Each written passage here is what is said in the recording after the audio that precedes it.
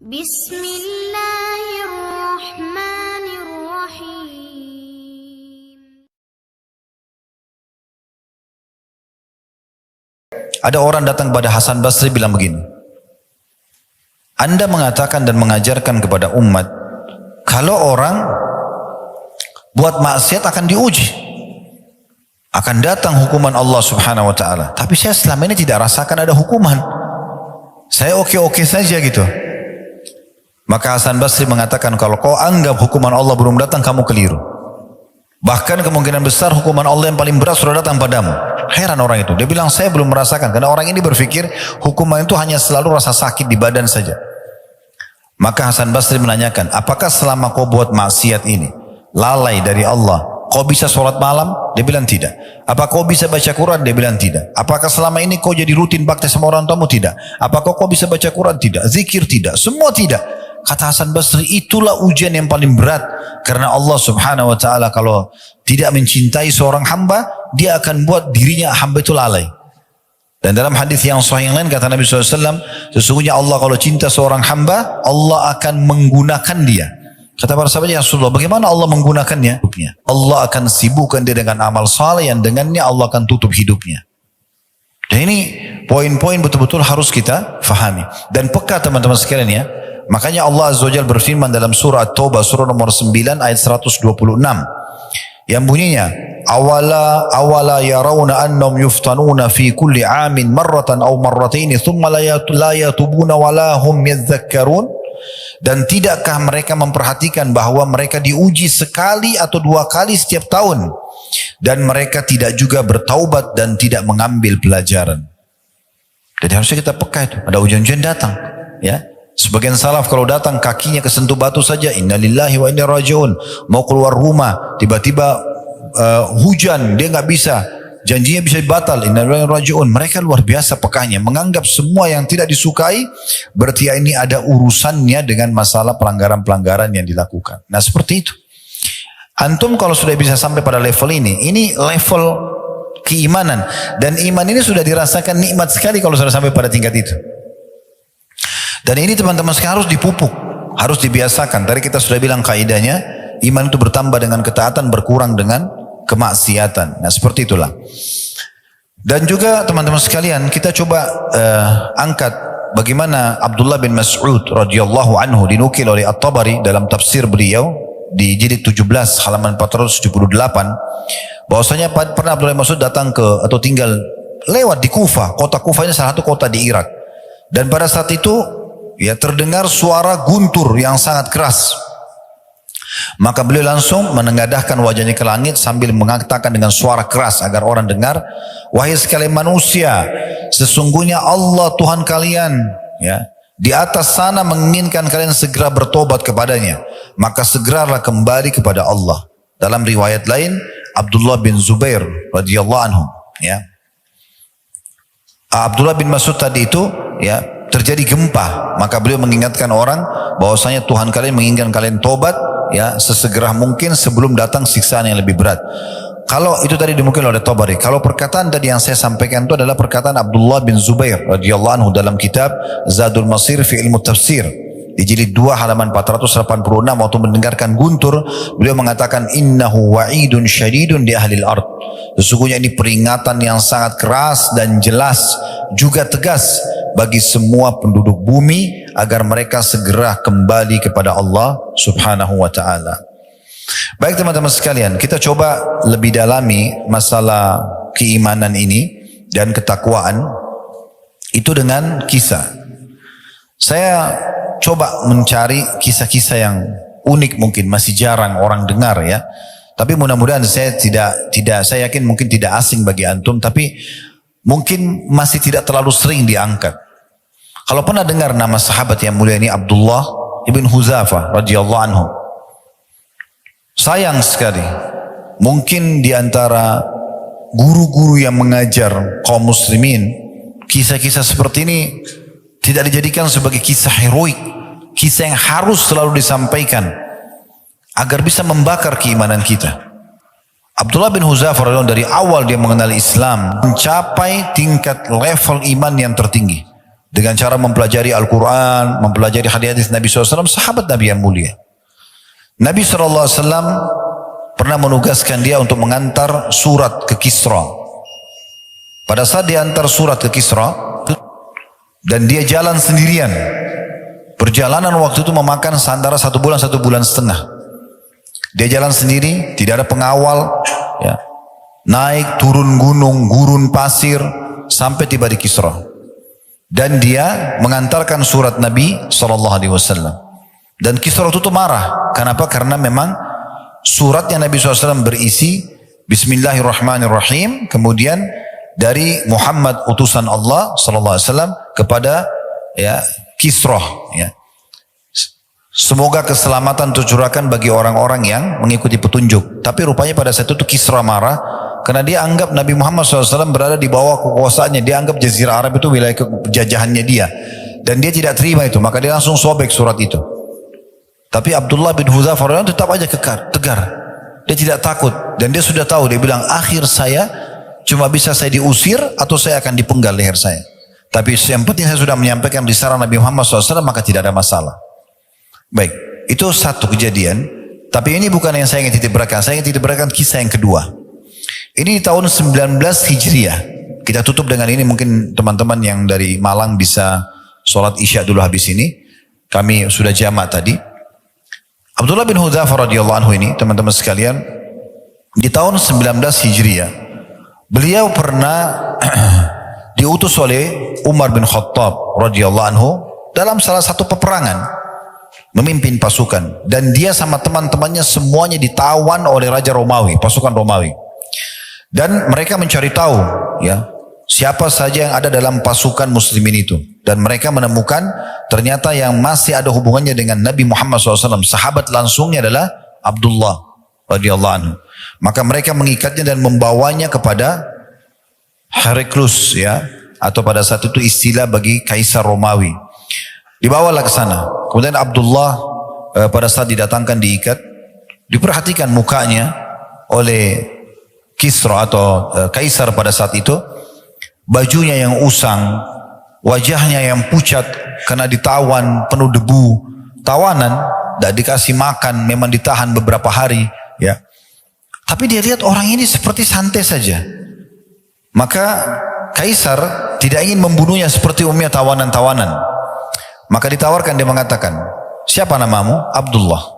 Baik, saya ingin menawarkan kepadamu, bagaimana kalau kau pindah ke Nasrani, masuk ke agamaku, kata Kaisar ini, dan saya akan berikan kau kedudukan di sini. Kasih jabatan di kerajaan, punya kedudukan, punya pendapatan, apa saja yang kau mau saya kasih. Maka kata Abdullah, waktu itu karena si Kaisar tidak bisa bahasa Arab, dia ada penterjemah. Maka kata Abdullah, sungguh ya, aku dalam beberapa asar tentang beliau ya, sungguh aku ya terbunuh berulang kali, lebih aku sukai daripada penawaranmu itu. Bagaimana kalau kerajaanku ini, kerajaan Romawi saya bagi dua, setengah buat kamu, setengah buat saya. Begitu kau mengaku Nasrani, sekarang saya akan kasih kamu langsung kedudukan itu. Maka dia mengatakan, saya tolak. Walaupun engkau memberikan semua kerajaan Arab dan Ajam kepadaku untuk meninggalkan agama ini, aku tidak akan tinggalkan. Kata Kaisar apa? Kalau gitu saya akan bunuh kamu. Dia bilang, lakukan apa yang kau inginkan. Disuruh ikat, ditaruh di tiang salib. Lalu kata Kaisar kepada para pemanahnya, jangan lukai dia, tapi lempar anak panah di sekitar tangannya, supaya dia takut saja. Dilempar, sambil dilempar panah tersebut, sambil ditawarkan kembali Nasrani, tetap ditolak. Kaisar bilang, lempar di arah kakinya. Dilempar tapi tetap saya tidak mau. Hanya disuruh turun. Kemudian Kaisar menyuruh mendatangkan satu kuali besar, isinya minyak yang sengaja dipanasi dengan api, dipikul oleh banyak orang, ditaruh di atas api lalu mendidih. Kemudian dibawalah 2 orang dari tawanan muslim, dilempar ke dalam api panas itu. Baru masuk beberapa detik sudah keluar tinggal tulang-tulang saja karena panasnya minyak itu di depan mata dia. Kita bayangkan satu bejana besar dipanasin dengan api, bejananya panas, minyaknya panas mendidih, lalu dilempar dari kita ke situ. Ini ujian yang luar biasa. Maka diperlihatkan 2 orang itu. Lalu Kaisar bilang, kalau kau tidak mau pindah Nasrani, saya akan bunuh kau seperti 2 temanmu itu. Kata Abdullah, silahkan lakukan. Digiringlah Abdullah menuju ke minyak itu. Pas dekat api, Abdullah nangis. Kata prajuritnya, dia nangis. Kita lapor dulu kepada Kaisar. Dilapor, wahai Kaisar, dia sudah nangis. Kata Kaisar, kembalikan ke saya, mungkin sudah lunak hatinya. Begitu didatangkan, kata Kaisar, kenapa kau menangis? Dia bilang, saya menyesal karena saya cuma punya satu nyawa. Saya berharap punya nyawa sejumlah helai rambut saya, semuanya dilempar ke minyak itu supaya semuanya mati di jalan Allah. Kaisar jadi putus asa, nggak tahu dia harus buat apa dengan orang ini. Mau dibunuh pun tidak ada masalah. Nangisnya hanya karena punya satu nyawa, gitu kan? Itu luar biasa. Maka akhirnya Kaisar bingung, bagaimana caranya? Dia sudah malu dengan semua orang yang ada di sekitarnya, karena dia sudah coba bunuh nggak berhasil, dia coba takut-takuti nggak berhasil. Maka akhirnya Kaisar mengatakan apa? Begini saja. Apa kau mau untuk mencium kepalaku? Mencium kepala ini penghormatan gitu. Cium kepala saya akan bebaskan kamu. Abdullah sempat berpikir dalam beberapa asar, dia katakan, saya mencium kepala musuh Allah ini, tapi kalau untuk saya bebas dan dia mau menerima syarat saya untuk bebaskan tawanan muslimin, saya akan terima. Lalu Abdullah mengatakan, bagaimana dengan tawanan muslimin, apa kau akan bebaskan juga? Kata Kaisar, iya, kalau kau cium kepala saya, kamu dan semua saya akan kasih. Maka akhirnya dia cium kepalanya Kaisar, lalu dibebaskan dia dengan tawanan muslimin, bahkan dikasih banyak sekali. Dalam beberapa riwayat dikasih sekian ratus kain baju kehormatan, dikasih sekian peti emas, banyak dia bawa pulang. Jadi seakan-akan dia ini membawa ghanimah, harta rampasan perang dari perbuatan dan sikapnya tadi. Sampai sebagian ulama menanggapi mengatakan bukan mustahil, Kaisar itu sebenarnya mungkin masuk Islam dan seperti keadaannya ya Najasyi yang menyembunyikan keislamannya. Karena tidak masuk akal dia menyelamatkan Abdullah dan dia berikan segala pemberian ini. Itu berarti kemungkinan ada sesuatu di situ. Tapi kasusnya adalah Abdullah ini pulang ke Madinah menceritakan kepada Umar bin Khattab, lalu Umar mengatakan apa? Sangat pantas untuk semua muslim mencium kepalanya Abdullah dan saya akan memulainya karena dia telah menjaga kemuliaan agama ini. Ini contoh keimanan. Seseorang di antara kita di masa sekarang hanya takut meninggalkan pekerjaannya, masih ada pekerjaan yang lain.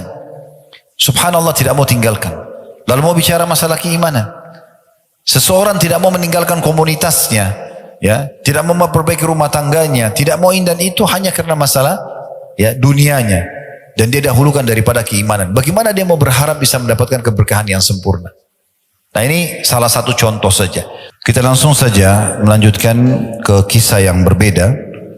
Walaupun tadi sebenarnya ada asar yang lain menyebutkan bahwasanya Abdullah bin Hudzafah radhiyallahu anhu pada saat beliau menolak untuk masuk ke agama Kristen setelah diikat di tiang salib, beliau dimasukkan ke dalam sebuah penjara, kemudian dibiarkan tidak makan sampai beberapa hari.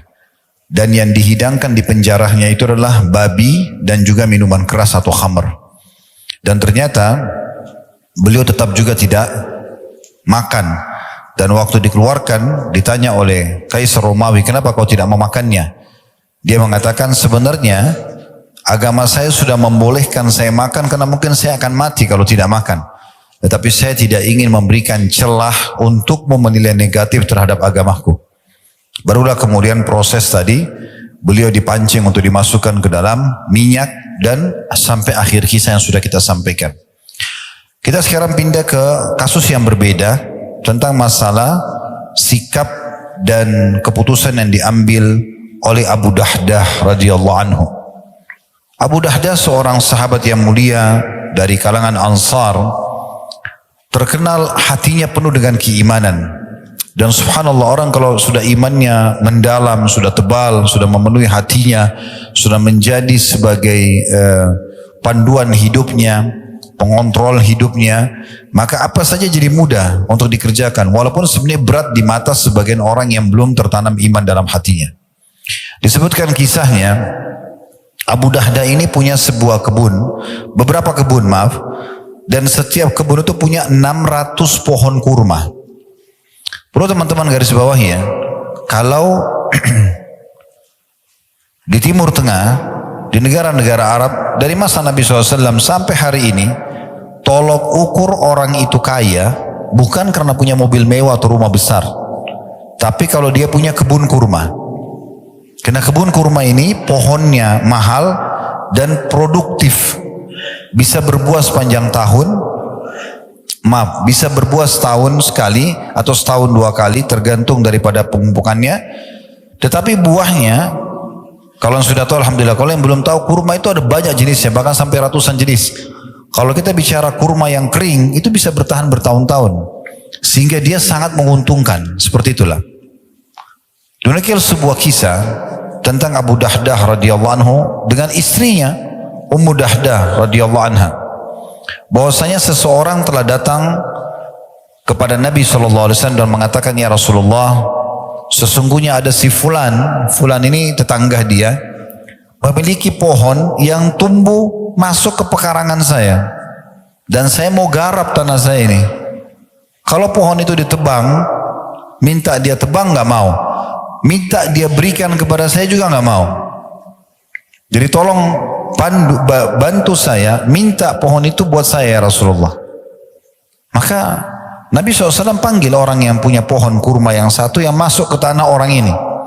Kata Nabi SAW, berikanlah satu pohon kurmamu itu untuk dia sesuai dengan perintah saya, dan balasannya kau akan dapat gantinya pohon kurma di surga.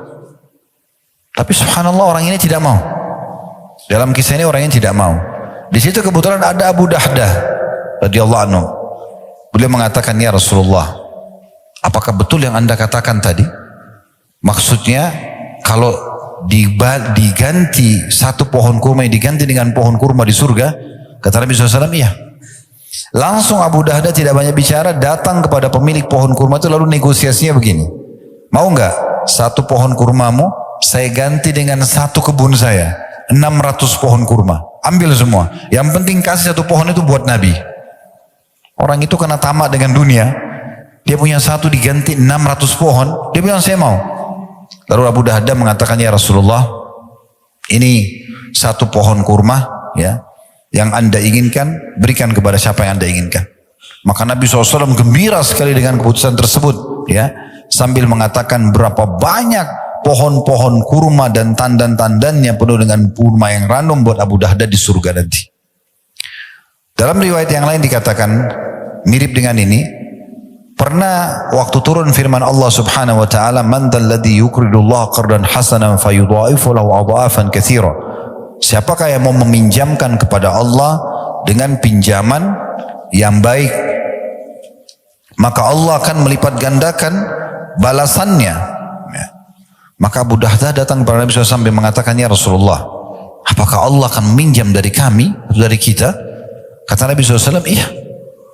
Maka dia mengatakan, ya Rasulullah, saya meminjamkan kepada Allah kebun saya yang berisikan 600 pohon kurma untuk Allah. Silahkan, ini semua saya serahkan, anda bisa atur mau kasih siapa saja ya Rasulullah. Maka Nabi SAW mengatakan, berapa banyak pohon-pohon kurma dan tandan-tandan kurma itu buat Abu Dahdah nanti di surga. Coba bayangkan teman-teman sekalian, pernah nggak kita berpikir begini? Ada orang butuh bantuan, lagi negosiasi sama orang lain, kita tidak ada hubungannya sama sekali. Lalu kita datang, kita tengahi, karena orang tadi si A sama si B, si A minta sesuatu dari si B nggak mau kasih. Lalu kita negosiasi, memberikan hak kita kepada dia, yang penting orang itu dikasih. Ini nggak semua orang bisa lakukan. Bukan semudah itu kecuali orang punya iman yang luar biasa. Apalagi dia harus meninggalkan, menggantikan dengan 600 pohon kurmanya. Apa yang terjadi? Setelah dia berikan radhiyallahu anhu pohon kurmanya kepada Nabi SAW, dia langsung ke kebun tersebut. Di sana ada istrinya Ummu Dahdah. Ini kalau Allah karuniai wanita seperti ini luar biasa. Makanya Nabi SAW mengatakan, ad-dunya mata wa khair mata mar'atus salihah. Wa khairu mata'uha mar'atus salihah. Dunia ini semua perhiasan dan sebaik-baik persen adalah wanita yang salihah. Maka Abu Dahdah begitu masuk pintu kebun kurma langsung mengatakan, wahai Ummu Dahdah, keluarlah dari kebun ini karena aku telah menyerahkan kebun ini, meminjamkannya kepada Allah Tuhan alam semesta. Maka Ummu Dahdah dengan senyum menyambut suaminya sambil mengatakan, sungguh perniagaan yang menguntungkan. Lalu Ummu Dahdah keluar sambil membawa anaknya. Dalam riwayat lain, anaknya dan Ummu Dahda kebetulan mengambil beberapa butir kurma di situ sebelum datang Abu Dahda dan sempat mengantonginya dan anaknya juga lagi mengunyah kurma. Pada saat itu Ummu Dahda mengeluarkan semua yang mereka sudah kantongi untuk dibawa pulang kurma yang sebelum Abu Dahda datang dan juga mengeluarkan kurma yang dari mulut anaknya kemudian meninggalkan kebun tersebut menyerahkannya karena Allah Subhanahu wa taala. Siapa yang bisa mengerjakan teman-teman ini kecuali kalau orang punya iman? Seorang sahabat yang lain jarang orang kenang namanya, Zaid bin Sahal radhiyallahu anhu. Julukannya Abu Talha. Juga sama, orang kaya sahabat. Memiliki sebuah kebun pas berada di depannya Masjid Nabawi di masa itu. Dikenal dengan kebun Bayruha. Pemilik kebun yang luar biasa. Nabi SAW sering datang ke sana, minum dari airnya, makan buahnya, bernaung di bawah pohonnya karena kebunnya ranum, bagus sekali. Buah-buahnya ranum sekali. Maka pada saat turun firman Allah SWT surah Al-Imran surah nomor 3 ayat 92, lan tanalu birra hatta tunfiqu mimma tuhibbun wa ma tunfiqu min syai'in fa innallaha bihi alim. Kalian tidak akan pernah mencapai maksimal balasan pahala sampai kalian menginfakkan apa yang paling kalian cintai. Dan ketahuilah apapun yang kalian infakkan di jalan Allah pasti Allah ketahui. Maka Zaid radhiyallahu bin Sahal atau Abu Talha datang kepada Nabi SAW mengatakan, ya Rasulullah, sesungguhnya waktu ayat ini turun, saya ingin membuktikan di hadapan Allah bagaimana saya mengimani ayat ini. Dan Anda tahu, kebun yang paling saya cintai, kebun kurma saya namanya Bayruha. Maka saya berikan untuk Allah Subhanahu wa taala. Silakan Anda mau berikan siapapun silakan. Kata Nabi SAW, sungguh perniagaan yang menguntungkan. Sampai Nabi SAW senyum. Lalu beliau mengatakan, saya melihat engkau bagi kepada sanak kerabatmu. Maka dia pun membagi kepada sanak kerabatnya. Dan subhanallah mungkin karena ikhlasnya ya, sekarang kebun itu masuk dalam perluasan Masjid Nabawi. Jadi bagian daripada masjid. Nah itu juga siapa kira-kira teman-teman sekalian yang bisa mau berinfak seperti ini kecuali orang yang betul-betul terdorong dengan keimanan. Belum lagi kalau kita bicara di medan jihad, medan perang. Saya beberapa hari yang lalu berbicara dengan beberapa teman dari Gaza. Lalu mereka tuh seperti berkaca-kaca menceritakan tentang bagaimana kondisi di sana dan memang betul-betul luar biasa. Dibom, terbakar badannya, meledak kepalanya di depan keluarganya, rumahnya hancur. Sambil dia menggambarkan itu, lalu saya berpikir, lagi dia cerita, saya berpikir, bagaimana caranya saya menghibur saudara saya muslimin. Lalu saya mengatakan begini, saudaraku, semestinya kami ini yang sedang tidak diuji oleh Allah seperti itu, tidak lagi di medan jihad, cemburu dengan antum. Karena memang untuk mati syahid harus terbunuh. Ya inilah caranya. Hamzah radhiyallahu anhu pada saat ditemukan jenazahnya, Umar bin Khattab mengatakan, saya belum pernah melihat Nabi SAW menangis seperti pada saat beliau menangis melihat jenazahnya Hamzah. Hidungnya terpotong, mukanya tercabit-cabit, dadanya terbelah. Jadi luar biasa jasadnya. Bagaimana Abdullah bin Haram radhiyallahu anhu di perang Uhud, kepalanya bocor, dihantam oleh musuh.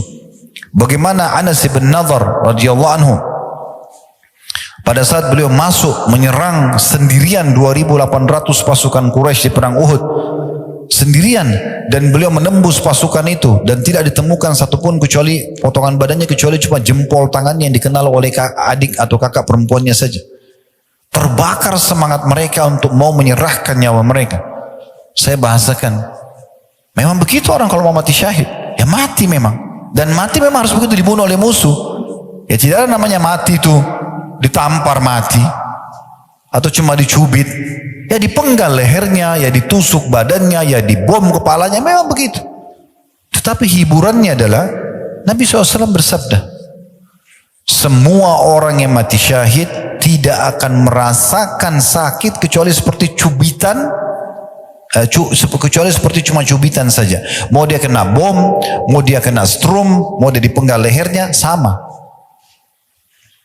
Ada satu ibu menceritakan di Gaza, anaknya subhanallah lagi lari menuju ke ibunya, kena bom dari atas, meledak kepala anak itu di depan mata ibunya. Ibunya sedih. Depan mata lihat ini seorang ibu lagi. Terbawa dengan perasaannya. Subhanallah, dia sedih, diwawancarai, dia bilang semoga ya Allah berhentikan ini dan segala macam, orang yang sedih. Malam harinya anak ibu ini mimpi dan dia menceritakan keesokan harinya, dan itu juga dinukil di media sekarang. Malam hari dia mimpi Allah datangkan anaknya, anaknya seakan-akan berlari pada dia, tapi mengalihkan jalan menuju ke taman surga, langsung masuk ke surga dan ibu itu melihat surga. Lalu ibu ini mengatakan, saya sempat tanya anak saya tapi dalam mimpi nggak bisa diatur. Apa kau rasa sakit pada saat kena bom nak? Dia bilang hanya seperti cubitan saja. Ini yang sekarang lagi terjadi di hari-hari kita. Allah subhanahu wa ta'ala memang menguji iman seseorang dan ketakwaannya. Memang kalau mau mati syahid, dinikahkan dengan 72 bidadari, menyelamatkan 70 keluarganya, tidak dikena lagi fitnah kuburan, akan diampuni semua dosanya, masuk surga tanpa hisab, derajat tertinggi di surga, dan sekian banyak keutamaan orang yang mati syahid. Ya memang harus terbunuh. Dan dibunuh, namanya bunuh itu ya kepalanya pecah ya, dipenggal lehernya, memang begitu. Tetapi subhanallah, pemandangan ini kalau kita gunakan kacamata iman tidak akan ada pengaruhnya sama sekali. Tidak akan ada pengaruhnya. Waktu Nabi SAW lihat jenazahnya Hamzah, beliau di saat itu live menyampaikan kepada para sahabat, dan kalau antum baca riwayat-riwayat tentang bagaimana Nabi waktu lihat jenazah Hamzah di Uhud, beliau mengatakan sesungguhnya Hamzah, ya, aku diperlihatkan oleh Allah bertelekan di dipan-dipannya di surga, dan dia adalah pemimpin para syuhada. Ja'far bin Abi Thalib pada saat terputus tangannya di perang Mu'tah, kemudian Nabi SAW waktu itu menceritakan live di masjid. Zaid bin Harithah masuk menyerang musuh, dan kemudian dia membunuh sekian banyak musuh sampai akhirnya dia dibunuh oleh musuh. Bendera jatuh sekarang, Ja'far maju, Ja'far mengambil bendera karena Nabi SAW tunjuk 3 pemimpin, Zaid bin Harithah, kemudian Ja'far bin Abi Thalib, kemudian Abdullah bin Rawaha. Lalu Ja'far datang mengambil bendera tersebut dan dia menyerang musuh. Namun karena banyaknya korban, belepotan darah di sana sini di medan perang, darah dengan baunya, dengan kentalnya dan fresh, baru jatuh dari badan orang, dilihat depan mata. Lalu Ja'far turun dari kudanya karena nggak bisa jalan, kudanya pun ya ditebas sama dia. Kata Nabi SAW, dialah orang yang pertama membunuh kudanya di jalan Allah. Kemudian dia maju menyerang musuh sampai tangannya dipotong oleh musuh, tangan kanannya. Lalu kemudian dia pegang bendera dengan tangan kirinya, dipotong tangan kirinya. Ini pemandangan yang luar biasa. Kita dengar saja luar biasa. Bagaimana kalau kita di depan mata, bagaimana Ja'far yang mengalaminya. Lalu dia tahan bendera dengan kedua sisa tangannya, lalu ditusuk dan mati syahidlah Ja'far. Lalu Abdullah bin Rawaha datang dan mengambil bendera, lalu kemudian maju dan terbunuh juga, dan seterusnya. Kisahnya cukup panjang dalam perang Mu'tah. Tapi waktu itu Nabi SAW memberikan langsung informasi kepada muslimin, aku diperlihatkan Ja'far sedang berterbangan mengelilingi surga bersama dengan para malaikat, di mana Allah ganti kedua tangannya yang terputus dengan 2 sayap yang meneteskan darah. Makanya ada julukan Ja'far At-Tayyar,